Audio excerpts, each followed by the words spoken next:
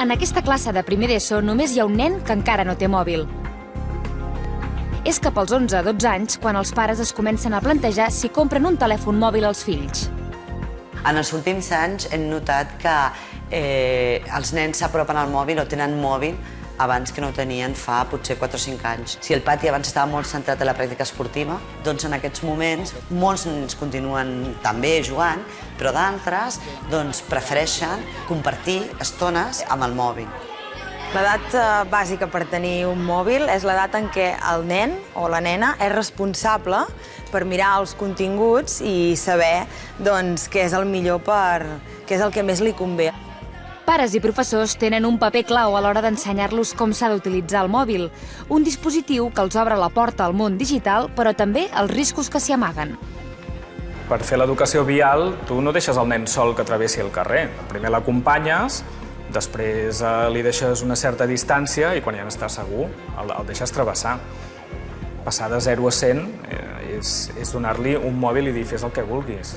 A diferència dels pares, ells han crescut en contacte amb la tecnologia, però això no és garantia que en facin un bon ús. Pot provocar molta addicció i fins al moment de crear molta mala concentració, no tenir atenció a res més, no fer vida social, que no sigui amb la gent que tens a nivell virtual. Sí que saben fer anar les eines, sí que són molt àgils a l'hora de moure's per menús o per passar pantalles, però en canvi els hi falta tot un seguit de criteris i de saber en quines situacions estan en perill, estan en risc o estan en una zona més segura. Els experts adverteixen de diferents riscos que es poden trobar a internet. Alguns estan relacionats amb la seguretat dels nens, com el ciberbullying, el contacte amb desconeguts o la possibilitat que arribin a compartir imatges explícites. Intentem que quan se'n van a dormir el deixin en un lloc més o menys controlat. És important posar límits. No és fàcil trobar-los o saber-los aplicar. Crec que tindrà un mòbil quan sigui capaç de demostrar que és responsable per poder-lo tindre. I moltes vegades els dius, però vigila el que mires, Vull dir que jo crec que ja hi haurà una educació feta, no?, de cara a com poden utilitzar el mòbil.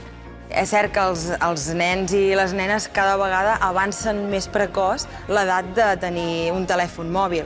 Però bé, no té per què ser un inconvenient si se sap utilitzar correctament.